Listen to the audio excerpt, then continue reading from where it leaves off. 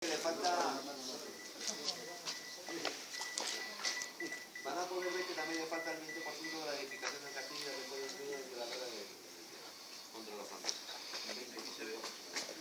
Sí se han ido reconstruyendo algunas de las casas, pero bueno, esta casa de Pan, el castillo templario, está edificado sobre una anterior edificación de época musulmana. ¿Ves?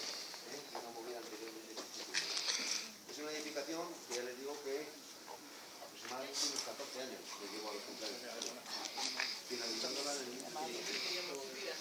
¿Vale? Pero bueno, me voy a poner aquí. A ver, para hablar un poco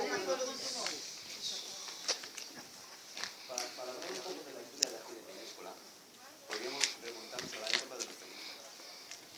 Fenicios, ¿qué eran los fenicios? Comerciantes. Muy bien, comerciantes. Venían a intercambiar productos con los pueblos de la zona, ¿no?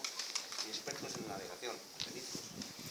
Bueno, por aquí, ¿qué nos traían los fenicios? ¿Qué se llevaban de aquí? Bolsas. No, de aquí se llevaban. ¿Qué intercambiaban? Se llevaban el aceite, se llevaban el vino, se llevaban...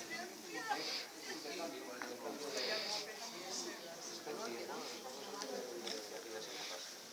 Vale, entonces hemos hablado un poquito de la época de los fenicios. Luego estuvieron por aquí los romanos también. Romanos también estuvieron por aquí. No muy lejos de aquí, Castellón de la Plana. Un importante asentamiento romano que produjo en Castellón de la Plana. Hay un pueblecito muy cerca de Castellón que se llama Urrión. ¿Y qué es lo que hacían los romanos? Que extraían plata. Y luego llegaríamos a la zona de Sagunt, O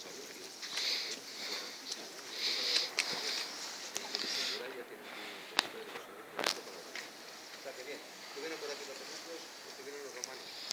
Ahí está la movida.